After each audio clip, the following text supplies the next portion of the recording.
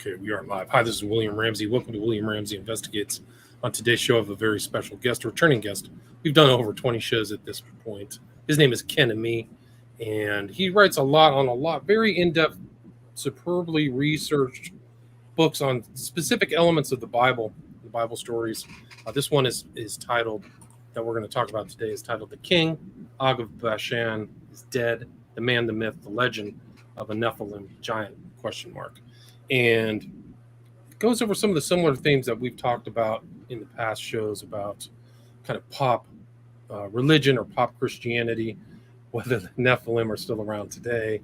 And Ken has had some pretty good debates with other people whose names I won't mention about the subject of whether the Nephilim are around. And some other Christians, in quotes, have made a career out of the Nephilim existing post-flood, which very tenuous records in the Bible for that. And he mentions those again in this book, but he can talk about the importance of Og of Bashan. And again, glad to have back Ken Ammi. So Ken, welcome back to the show. Ahoy, Poloi.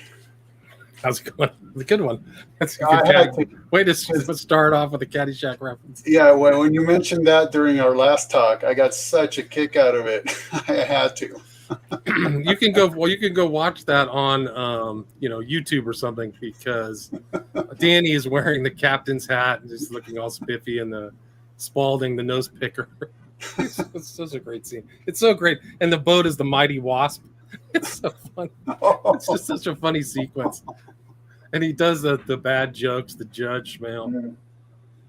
What was his name? What was it? White? What was the guy's name who played Judge Schmales or whatever it was? It's been literally decades since I've watched that movie, but that's why I got such a kick out of the Ahoy Poloi thing, because I'm sure I never even caught it the first time. He, I think it's Fred White. What was his name? I can't even remember. Thanks, CD Kaleo, $10 super chat. Thank you very much. We haven't even got started yet. We're telling jokes. We're telling comedy references. We're not talking about Bashan. We're talking about Caddyshack. Right, Caddyshack. King Argo Caddyshack. Ted White. Ted Knight. Ted Knight was his name. Yeah, Ted Knight was. He was great in that movie. He was actually really great. He's a great comedian, funny guy. It's too bad he's not around. He was a crucial element of all of Caddyshack's. He was the foil.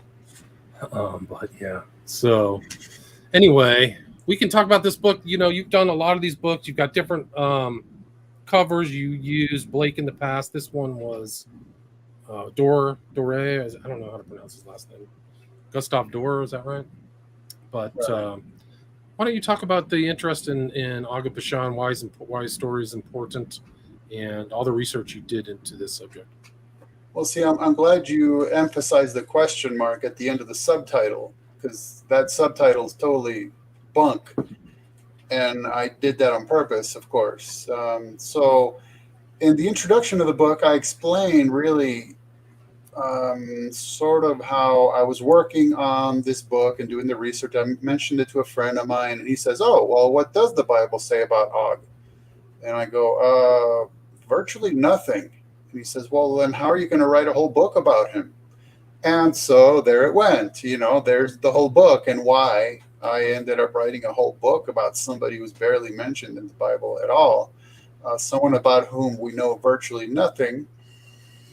And that is because of what you touched upon already, which is sort of the fascination. I like to come up with terminology, so I refer to it as gigorexia nervosa, right? The obsession with seeing giants and just making them up where they're nowhere to be seen, right? So now that Og is barely mentioned at all in the Bible actually plays a big part into why I wrote about him and why so many people have written so much about him over the millennia. It's because people like to take characters that are barely mentioned at all in the Bible, and then they write who knows what it is. It may be historical fiction, it may be myth, legend, folklore, fraud, hoaxes, who knows? It depends on the motivation. But so we know that Og was a king, right? I mean, come on, he was Og, the OG, the original gangster. The original, right? Gangster of the Middle And East. so, I mean, I personally in the book I didn't focus too much about the region in which he lived and his rulership and all that. I'm just focused on the man, really. Um, and then, so what happens with Og is that he falls into the hands of, again, call it what you will, let's just say folklorists. And then throughout the millennia, you have various stories about Og, how he was absolutely gigantic to the point that he's picking up an entire mountain to throw at the Israelites, and how even though in reality he lived centuries post-flood, all of a sudden we have him living pre-flood, and he survives by hanging on to the side of the ark with Noah feeding him through the window. You know, you have all this, I mean, all this folklore about him, to the point that he literally becomes the stuff of myth and legend. That's why the man, the myth, the legend, and we'll get to the Nephilim giant part in a minute. So that's what was really, what really fascinates people, is to make much ado about not very much. And so, and you have leeway, because when you barely know anything about somebody, then it's easier to make up a whole bunch of stuff about them. The more fantastical, the better when it comes to folklore, right? I mean, so for example, the first Enoch, or Ethiopic Enoch, has Nephilim being miles tall, okay, miles. And that's great folklore. I mean, it's poor reality, but it's great folklore, right? The bigger the better, the more exciting. Why not? So the same thing happened to Og. But people are going to say, well, but the little detail that we do know about him is what's key. And so let's just, for a moment, talk about the Nephilim giant part. So first of all, that was really just a keyword part of the subtitle.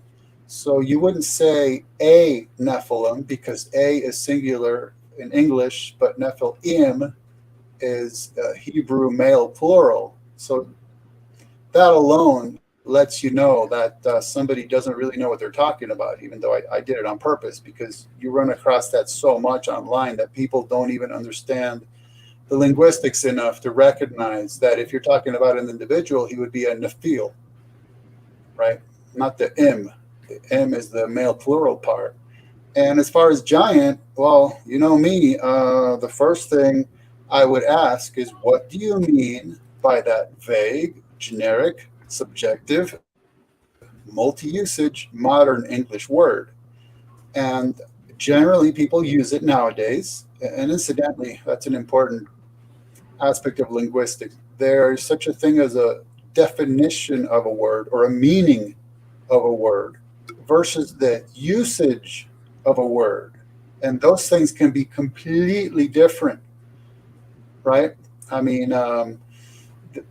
when you isolate a word and you give, okay, these are the meanings of it, or the definitions, that's one thing, but how it's used can be completely different. Like in our culture, saying that something's good, you'd say, oh, that's bad, you know, that's sick, oh, that's killer. So those terms have nothing to do with anything good, but that's the usage. That's not the meaning or definition. So then, biblically, when you're reading in certain English Bibles and you see the word giant, you need to 100% not even imagine that it's implying anything about unusual height whatsoever, because it's not. That English word is either rendering, not even translating, it's either rendering the Hebrew word Nephilim or the Hebrew word Rephaim, period. That's it. And why is it doing that? Well, because those English translators who choose to do that are merely picking up on the Septuagint, right? The LXX, which renders, doesn't even translate, renders Nephilim, Rephaim, and also Gibarim, all as gigantes, which is a Greek word that means earthborn, as in born of Gaia, right? And so again, in the Greek, you don't have any reference to height. Those words are just merely rendering Nephilim and Rephaim.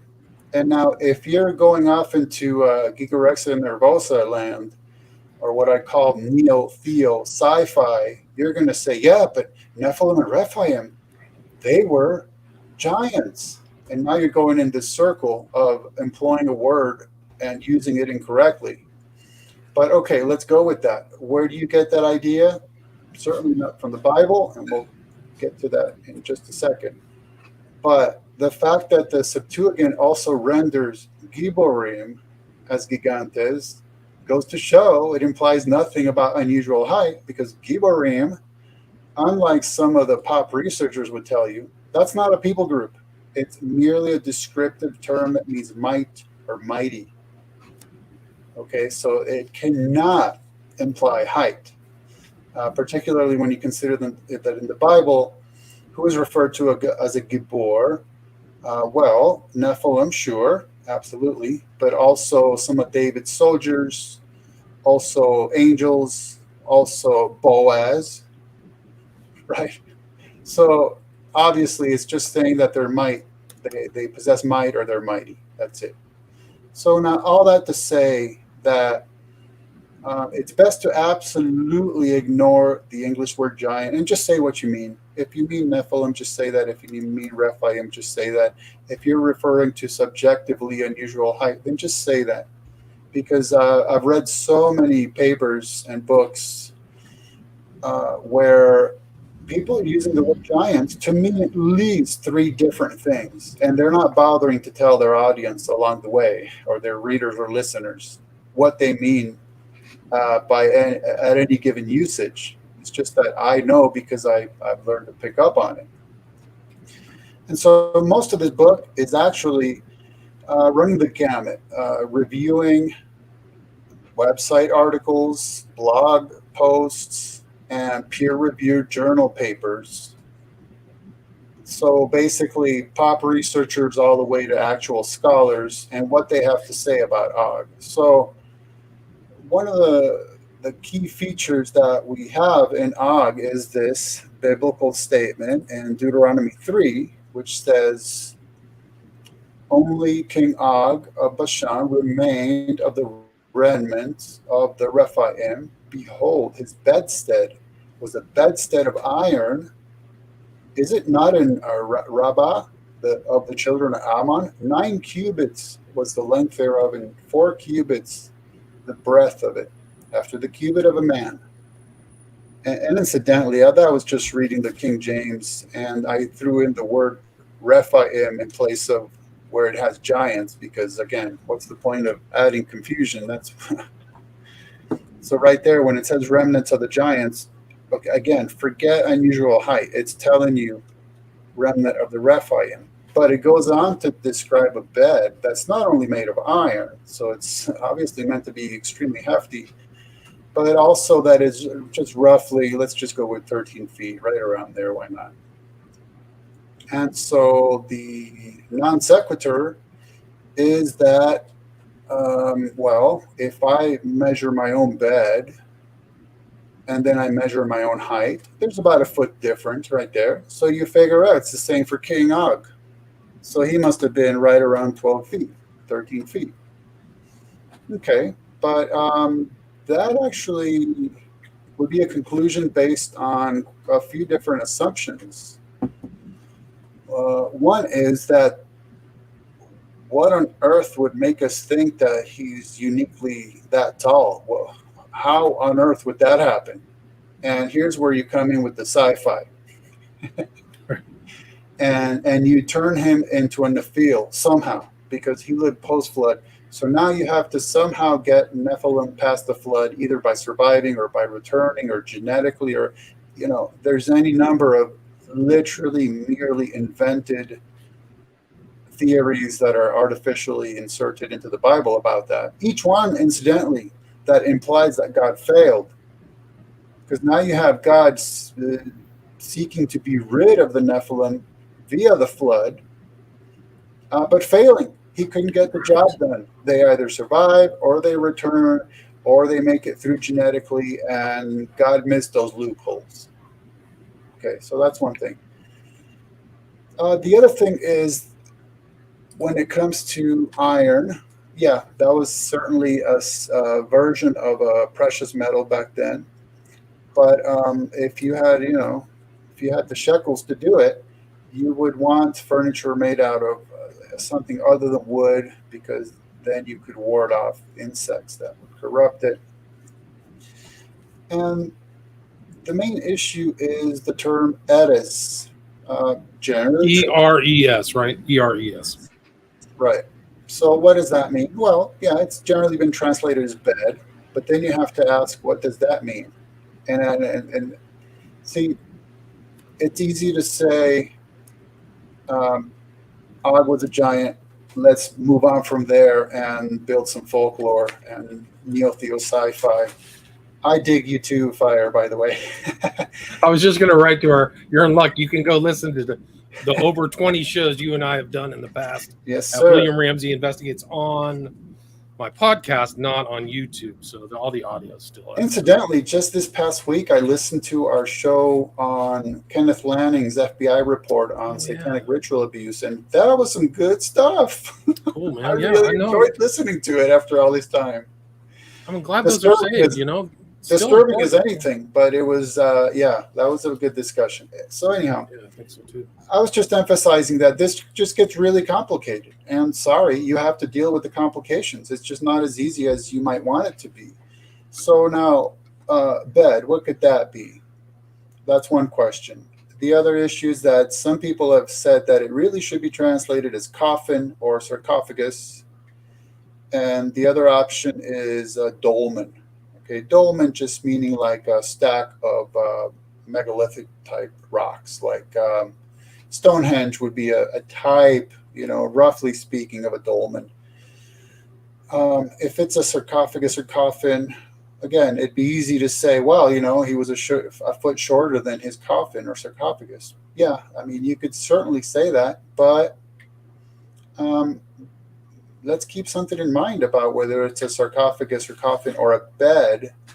Can we really correlate King Og to us regular modern guys? I would say not. I mean, my bed is about a foot longer, taller than I am, but I'm not an ancient king living the lifestyles of the rich and infamous. I don't have such luxuries. I'm not a sovereign, right? I mean, I'm just a regular guy. So that's at least something to consider. And so if it's a coffin or a sarcophagus, same deal. I mean, we know of extremely lavish burial ceremonies and objects. For example, if you look at King Tut, if I remember correctly, I know I have that in the book, but his sarcophagus is like something like 3 feet longer than he is. Why? Because he was a king, come on. He was a pharaoh.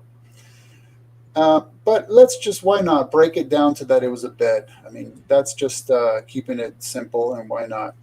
Because that's just been common. Okay, what do you mean by bed? Oh, this thing that you sleep in at night? Well, not necessarily, because the fact is that at the Eterimeki ziggurat, archaeologists found a bed that fits the dimensions of Og's bed. And guess what? It was not meant to be slept on. It's a ritual object. It's a ritual object upon which alleged gods and supposed goddesses would mate. So even if it's a straight up translation is bed, then you don't get to just jump to a conclusion. You still have to deal with what does that mean? And in this case, it seems pretty certain that it just refers to that he was in possession of a ritual object that was just meant for, occult practices, let's just say. And so the point is, it's not as easy as it is for the pop researchers who get to just pick something up and run with it and build and they build an entire theory that's just super simplistic. And it sounds great, and boy, is it ever exciting! And I'm not saying that sarcastically. I love And if you listen to these guys, if they just admitted they were doing fiction, I would absolutely adore it because it's super exciting, interesting stuff. But they actually claim to be doing theology, and that's really the problem. Right, and I think that's important. It's kind of a theme in some of our biblically based shows is the importance of interpretation, and another, the science of interpretation, a word you use in this book, hermeneutics, right? Right, hermeneutics. Hermeneutics, sorry, I can't even pronounce it. But Yeah, I think that it's like that's the difference, and that's what people are engaged in. And some of that analysis, some of that hermeneutics or whatever, they are not. They're not as integrity. They don't have that integrity to the text. Would you agree with that? well, absolutely.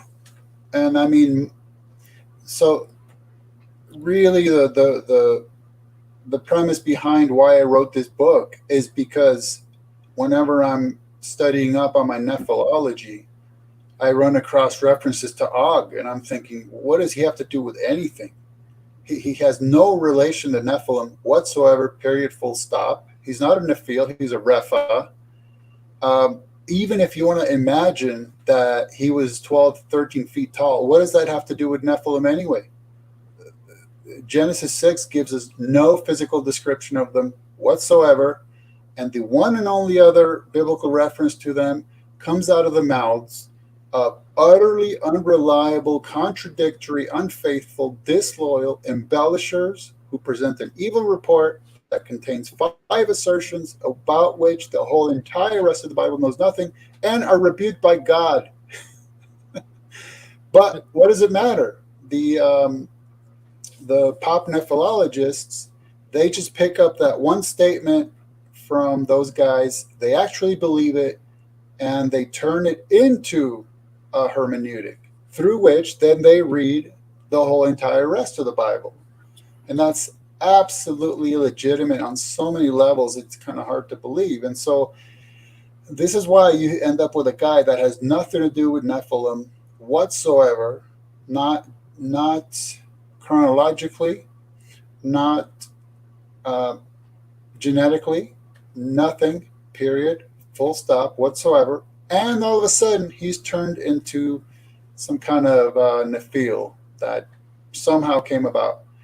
And so what happens is that what the pop nephilologists do is they'll somehow turn Rephaim into Nephilim 2.0, and sometimes quite literally. Like I debated T.J. Stedman, and most of his research is really, really fascinating and accurate, but as is typical, the problem isn't the data points, it's how he connects them. That's the issue. And so he has this wild sci-fi scenario where Nimrod post-flood undergoes rituals that gets people possessed with the spirits of dead Nephilim, and that's what becomes Rephaim. I mean, this is pure fantasy. It's pure fantasy based partly on folklore from millennia after even the Torah is written. But this is what you have to do. So then Og and all Rephaim actually become the living dead. And I'm not even exaggerating. Now that's because the root word Repha, it's notoriously complicated. In my book, What Does the Bible Say About Giants and Nephilim? Styled Giantology and Nephilology. I have an entire chapter just on Rephaim. And the root word Repha has such a range of meaning. It can refer to healing or it can refer to the dead. I mean, think about that range right there. It's like one extreme or the other. And so what happens is this is when the pop researchers will appeal to ancient Near East literature, Ugaritic literature, I mean, literature from just anywhere around the Middle East of those days, and they'll actually incorporate pagan theology into their biblical theology because they'll say, well, in that literature, in those pagan cultures, the Rephaim were like the dead that could be summoned. And so that's why Rephaim in the Bible are these living dead entities. It's like, no. No. And in fact, in the Ugaritic literature, what it talks about is how When kings or heroes die, they are referred to as kings or heroes. But after they've been dead for a while, they're referred to by the Ugaritic pronunciation of Rephaim. Okay, and yeah, they claim to have certain rituals where they could be summoned by name. You call them up by name. Incidentally, let me just throw this in. This is why it was accurate when the whole BLM thing was going on. Okay, you know what I mean? That they kept saying the slogan was "Say her name, say her name, say her name." You remember that? Yeah, And wasn't the one like a witch? One of the BLM oh yeah, people, absolutely. full Yeah, on occultist. yeah. Besides being Marxist, but let's not get off on that. The point being, people were pointing out, well, wait a minute, these are occult rituals that they're invoking, and it's true. It was. It was invoking the dead by name. And so in these pagan cultures, that's what they would do. They would invite them to feasts or whatever. So this is how you have a 100% human guy for whom we have no physical description whatsoever, all of a sudden becoming a living dead, quote unquote, giant. You know, I mean, that's how It's it just works. extraordinary. Yeah, it's Yeah, extraordinary. He's yeah, mentioned in Deuteronomy, so it's the time after Exodus. The Israelites are in the wilderness. They're scoping out the promised land, and there's other mentions of things to the 10 spies go in and say, "Wow, these are very, we look like grasshoppers," and so that also contextual. They use that contextualization and implicate Og as being like this giant too, but they use that to kind of justify the whole idea that these people were giants or Nephilim or something like that, right? well, let's get into that just a sec, because that's actually very important. So the way that works out, and by the way, he's also mentioned in other places in the Bible, but much more in passing. That's why I read the one quote that's kind of the money quote. So the way this works is as follows. We read Numbers 13:33. Hopefully you don't interact with the narrative. You don't read for context. You don't do any of that. You just pick up that one single verse and you're off and running with it. Because that makes it easier, right? To kind of build your grand theory, right? So what happens, incidentally, Numbers 13:33 is one of the verses of the evil report by utterly unreliable, unfaithful, disloyal, contradictory guys whom God rebukes, and there's no way to back any other statements. It's just absolutely a tall tale. That's all it was. But what happens in the evil report is the guys claim that they saw Nephilim and that Anakim are related to them, and that Nephilim were very, very, very tall. Okay. So now Anakim were a subgroup of Rephaim, or like a clan of a tribe. I guess we could think of it that way. And so you can't even get okay. Let me take another side track, because what happens then in Deuteronomy 2, it tells us that Anakim were, guess what? They were tall. Okay, another subjective, generic, vague, multi-usage term. Okay, so tall, what does that mean? Well, tall compared to the average Israelite male, who in those days was 5 foot even, maybe 5'3". So what does tall mean? I don't know. 6 feet compared to those guys would be tall. 6.5. Certainly be tall. 7, sure, why not? I mean, but there's no reason to just go into these outlandish heights, because you're talking about a term that's subjective. Tall, just like huge, just like big, just like giant. All those terms are the same. You need to know what they're being compared to. And so then we're told also in Deuteronomy 2 that Rephaim in general were tall. Okay. But since that's essentially meaningless, you need to rely on one single statement in the evil report to say, well, okay, if Nephilim are related to Anakim, and Nephilim were very, very, very, very ridiculously tall, then Anakim must have been that way as well, for which we have zero data, and certainly zero reliable data. So you don't even get Rephaim being anywhere near that tall from anywhere, just the Anakim subgroup, the clan. Even if you're going to go, I mean, if you're going to be so convoluted, that's about as far as you can go. And incidentally, in the Septuagint version, the LXX, in that version of the Evil Reports, verse 33, you don't even have a reference to Anakim, period. It just says that we saw Nephilim. It doesn't even mention Anakim. So guess what? That's even dubious if you're trying to build a theory about Anakim being related to Nephilim. And again, in order to get them to actually be related, you need to invent unbiblical tall tales about how Nephilim made it past the flood. It's like a gigantic vicious circle. It always goes back to the same thing. And it always stems from, I want to be able to claim quote unquote giants in the Bible, and I'll do anything I have to. I'll ignore linguistics. I'll ignore theology. I'll ignore hermeneutics. I'll ignore everything. I'll just, like I said, I got a couple data points, and I'm going to draw these lines between them, and now I got a grand theory, and it just does not work no matter how you look at it. All right. I mean, it's really incredible, and we've talked in past shows about some of these careers. People, unfortunately, passed away, but I mean, just really focused on that aspect of the Bible, and it's really to the detriment of everybody because they're missing a lot of the important stories and really the teachings and really integrating things into the biblical story that really just shouldn't be there. So it's really a shame. Yeah, and you have to counter it also too.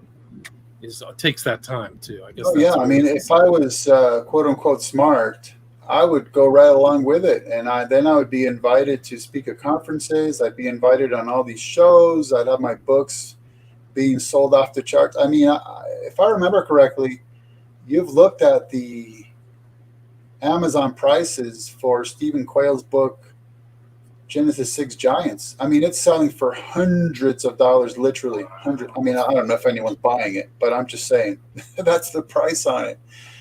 It's unbelievable. Not to mention, I proved that book contains plagiarized material, but hey, that's just a fact. Who wants to bother with that? Right. And so that's what I'm doing in this book, again, is just interacting with what various people at various levels of studiousness are saying about Og. And just, oh, look at that. 42. Man, 42.95. Buy like a dozen. Plus, you can get plagiarized materials out of it too. He lifted something from like a 19th century book too, right? Wasn't that it? I remember. I don't recall, but the author is Charles DeLoach.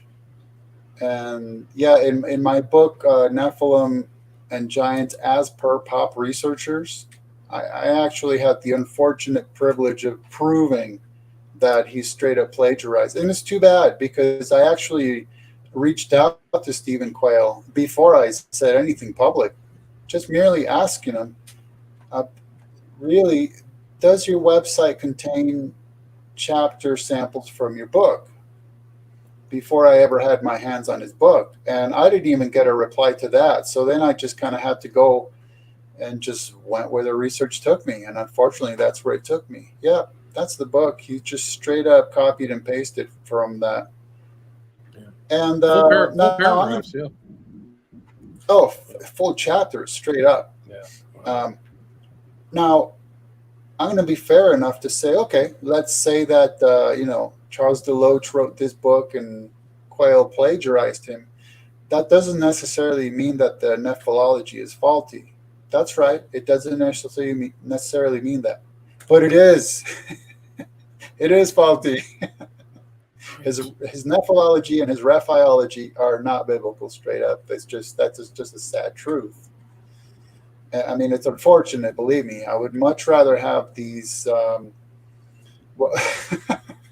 Aborigino. Aborigino. What's his real Uh, last name? I forgot. Alberino, with an L. Alberino, right? Alberino. Is Alberino a Nephilim promoter? I don't know. Sadly, he is neo-theo sci-fi promoter. On Twitter, I just asked him a very, very basic level question, and his reply was, "Do you have a degree in nephrology?" That's it. Wow, that's And strange. it was too bad. And I went on to just tell him, "Look, I'm just trying to sharpen iron with a brother here. I mean, that's all I'm trying to do is just to have a discussion." And that's it. Done. I was just irrelevant because I brought up an issue that apparently he finds too inconvenient to discuss, and it's a shame when brothers are going to be treating each other that way, just because when it comes down to it, they don't have anything to back their assertions. It's a shame. Does Alberino have a degree in nephrology? I'm not sure that there's any such a thing. I don't think there is either. I'm just saying, why would he even ask you that question? It was to be dismissive. It was to be like, you're not qualified to even ask me a question. Goodbye, you're gone. It's too bad. It's kind of like when Gary Wayne has been claiming that Nephilim were quote unquote giants for years, right? And all it took is little old me just asking him, "Hey, how do you know how tall they were? How do you know they were giants?" And he had to admit, "I don't know how big they were." That's what he said. I mean, this book has sold so many copies. It's off the charts. Oh, yeah. You debated him, right? Well, that's what I'm referring to is to our debate. I mean, I just asked him the simple little question: "How do you know how big they were?" He's had to admit he doesn't know. Well, then I said, "Well, then." I intimated that therefore he can no longer refer to them as giants, and he refused. He said, "No, I'm still going to refer to them as giants." Now, what kind of sense does that make ethically, logically, theologically, linguistically, that you don't know how tall somebody was, but you're going to refer to them as a giant? I mean, why not refer to them as little people? You might as well. I mean, what's the point? Yeah.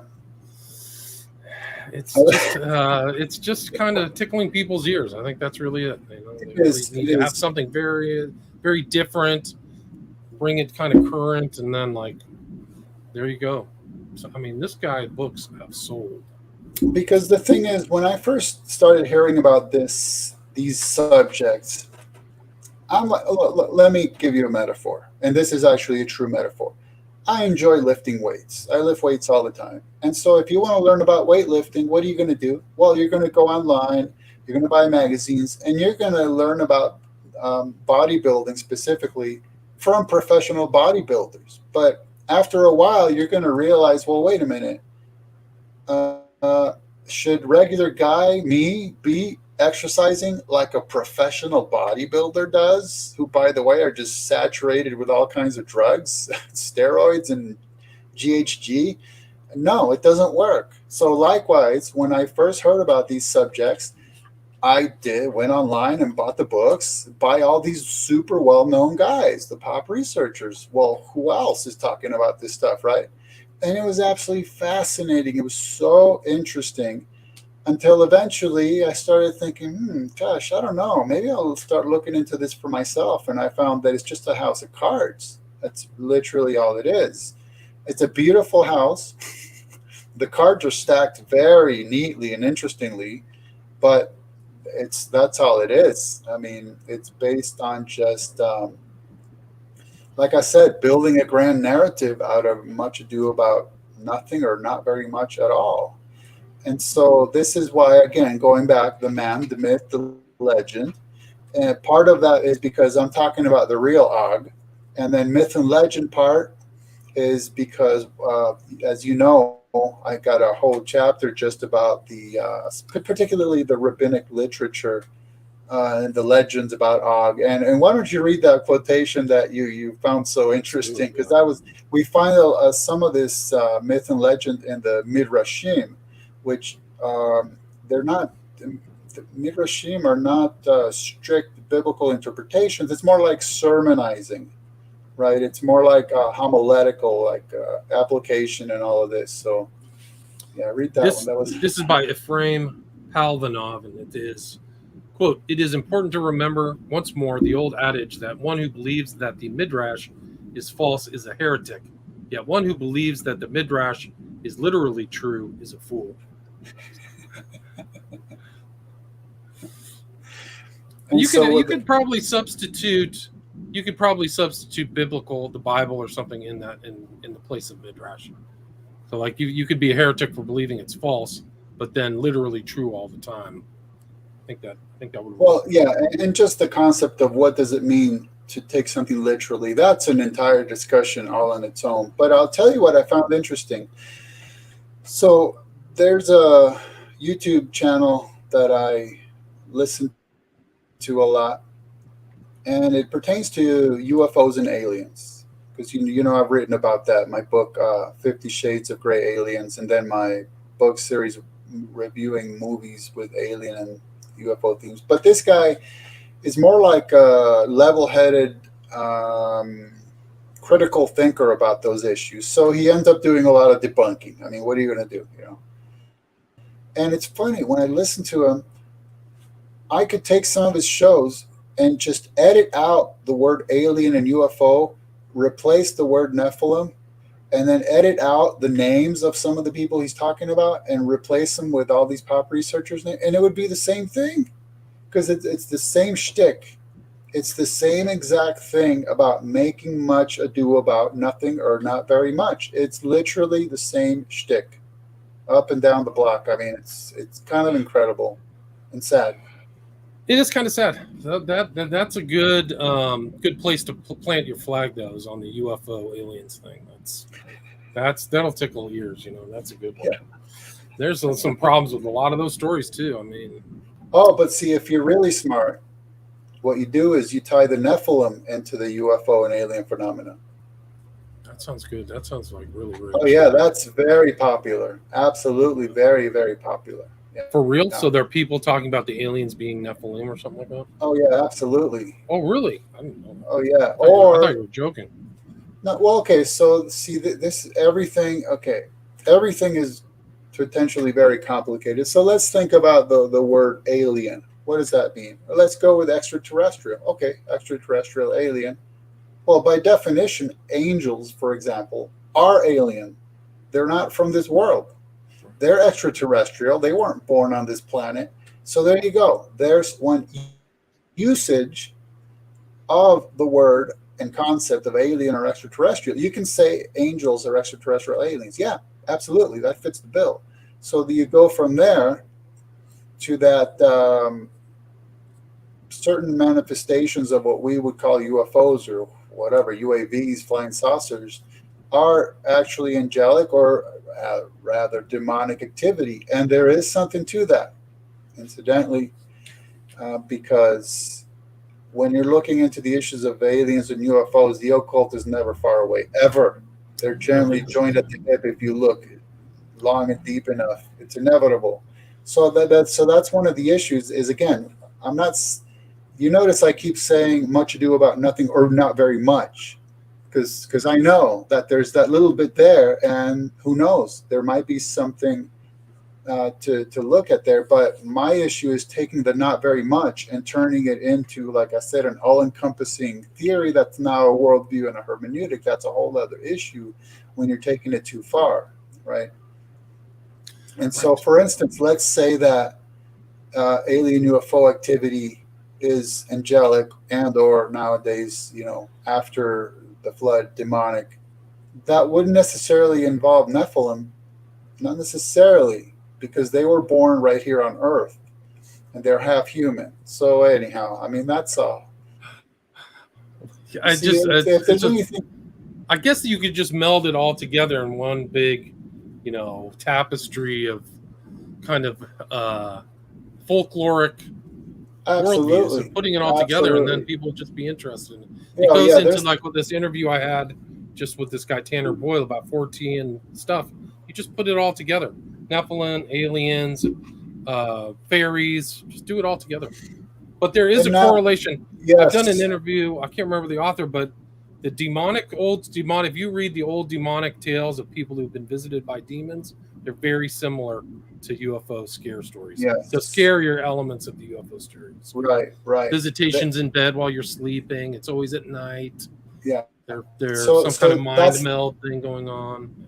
And that's some of the point, again, is there is something to some of this, but it's when you're literally making a living off of spinning tall tales, and that are demonstrably nothing but tall tales. That's like a whole other issue. So yeah, there are Nephilim researchers who all of a sudden decided, hey, I know, I'll take the whole Bigfoot, Yeti, Sasquatch phenomena and I'll mash it together with my nephilology. Because why not?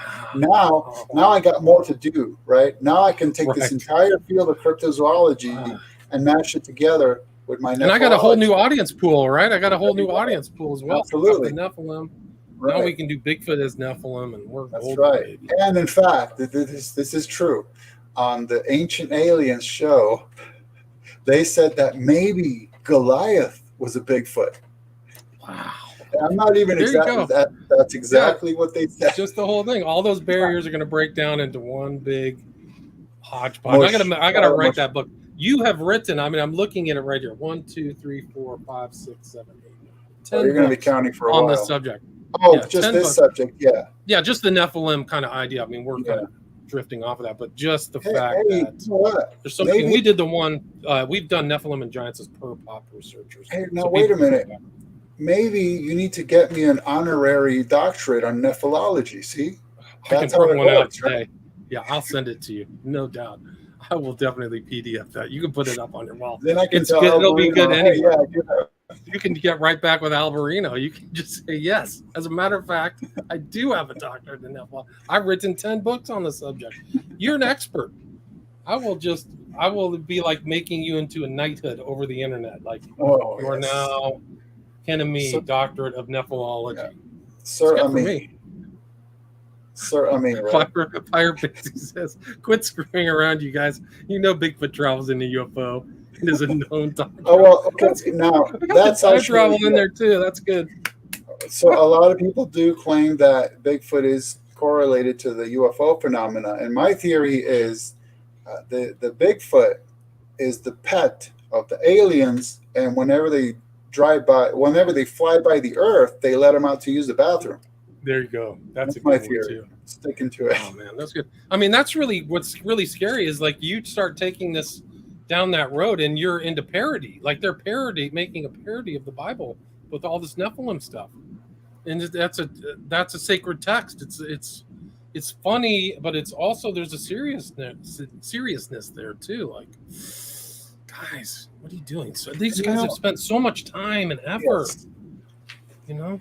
And then they'll complain that the corporate church, they put down the church so much. The church doesn't want to hear it. They're not having us at their church services to teach this stuff. And it's like, dude, neither would I. Okay, if I was a pastor of a church, I would actually invite you so we could sit down and have a chat. I'm not giving you my pulpit. That's for darn tootin'. Yeah, set you straight. Get proper doctrine. Like he would just sit down with these giant people, Nephilim people, and go, "What are you guys doing? What are you doing?" But okay, so let's think about this. The top guys you could think of, right? Horn, Quayle, Alberino, Marzulli, all those guys. How many of them have debated these issues? How many? Oh, it's got to be on one hand. 3? I don't even know if it's 3. I know I debated Gary Wayne. I debated T.J. Stedman, but he's nowhere near as well known as those guys. He's like on my level, which is like a nobody, and I'm just saying that's just a fact. Like these guys are all very popular. They're popular figures, right? But why is it that Christians who specialize in various ologies, right? How come they're always out there discussing and debating? I don't mean just having a platform to open their mouth and make whatever claim they want. I mean actually debating these issues and being challenged. How come these guys don't accept any challenges from anybody except like 1% of them, if that much? That's odd. I mean, somebody has to reach out to these guys and say, why is it that you only go on shows and do interviews where you're just given a platform to have your say and nobody challenges a single word you're saying? Why is that? Why don't you discuss this with somebody who's going to actually challenge you and see what your theory is made of? It's bizarre. That's like one of the time immemorial things with biblical issues is to have that sense of iron sharpening iron. You sit down. Why is your doctrine false? Why is it wrong? It's always been there. It's been there through Christ. It's been there Old Testament, the advent of Christ, death of Christ, right through Paul. It's always what is the right doctrine. But you know what? My saying is that when we seek to sharpen iron with iron, someone tends to get cut. Right. And That might be one of the things too. Like they might be a little sensitive. Like, hey, I don't want to go through, be reproved, right?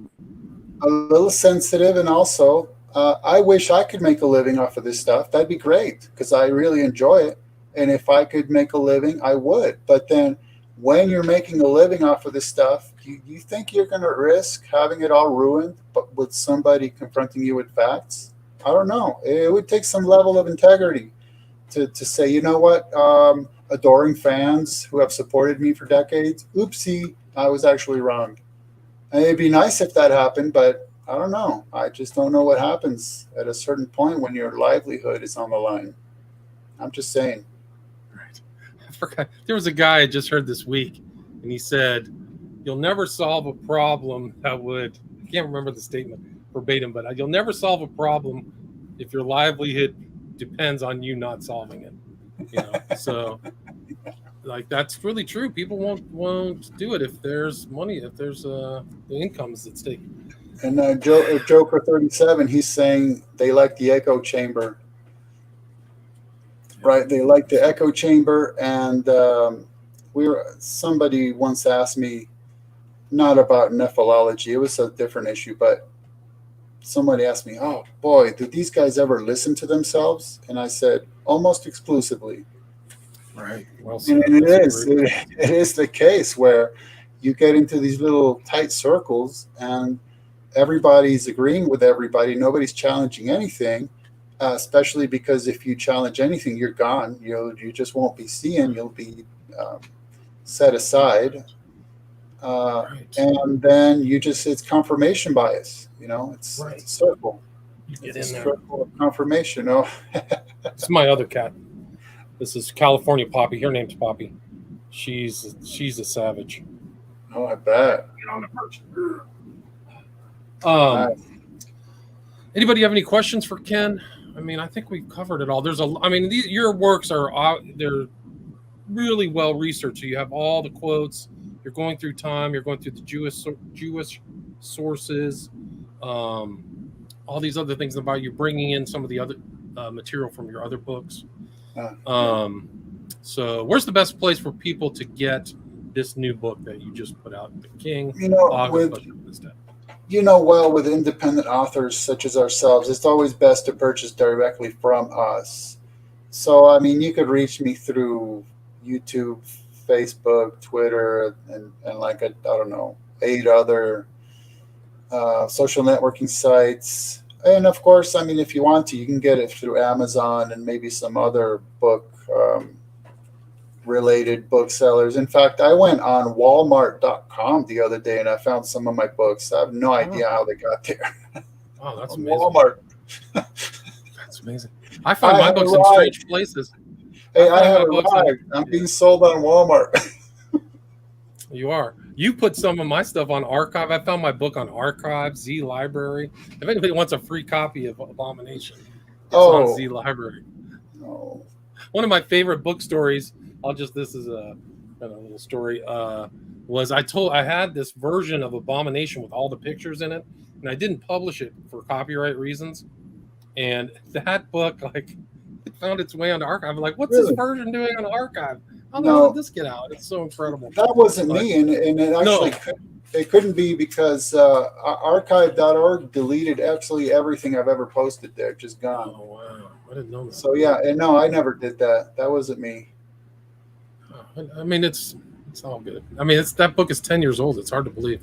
I wrote that full decade ago. Wow. I was researching it a decade ago. Research and then publish it. So, anything you'd like to add? So I'll put links in the show notes to your social media, Twitter, Facebook, YouTube channel still up, which is good. How many subs do you have there now at True Free Thinker? Oh, You well, put a lot of work there. Yeah, let's not talk about that. Okay, sorry. Things are set. I thought you had over like 10,000. Like you. I never paid attention to that, but the site is down, so I don't. It's a sore spot. Your YouTube channel's down? Oh no! I'm sorry. I didn't realize you were talking about YouTube. Oh, I thought I was. Maybe I. No. Well, True Free Thinker is my backup YouTube channel. Gotcha. The other one is just my name, kind of me. I don't know. I don't pay attention to how many subs I have. It's not a big channel. You have a lot of material there, don't you? I mean, you put a lot of. Well, yeah, I have a lot of material. It's just YouTube bombed me so many times, copyright strikes and all that stuff, that they really ruined my channel. So yeah, of course there's good stuff on there, but I barely get any audience. I don't know. I think that they're going to probably start ratcheting up the censorship as we get closer to the midterm. So I expect this channel, for people who are on my channel right now, I can't get into my old William Ramsey Investigates version 1. And the best place to see my shows, I don't post all of my interviews that I do with somebody else. They're on any podcast distributor, but you can find it on iTunes, Amazon now, Google. And so those, I'm just not going to post here on YouTube. And I've put up a lot of stuff on West Memphis 3, the one I did with Ken. I took off YouTube and put it on my Patreon too. So people feel like supporting me or going to check out some of those. I'm going to probably put up some more very interesting material on Patreon through a paywall that hopefully be protected and I won't Patreon come after me. I don't know. Right. Anyway, but Ken and me, thanks so much for your time. Anything you'd like to add? Anything I missed before we wrap it up? No, just appreciate the audience interaction. You guys are great. Yeah, great audience. Thanks, guys. Thanks for adding. They really do. The cool thing about this, like you and I have done shows we've recorded without StreamYard, but the people add all these interesting comments, and it really is a much more interesting and rich experience to stream with people kind of adding. And I forget names too sometimes, so at least they help out with some of the stories. Anyway, Ken and me, God bless. Great to be with you. Congratulations. Thanks so much. All right, okay, bye-bye. Stay there.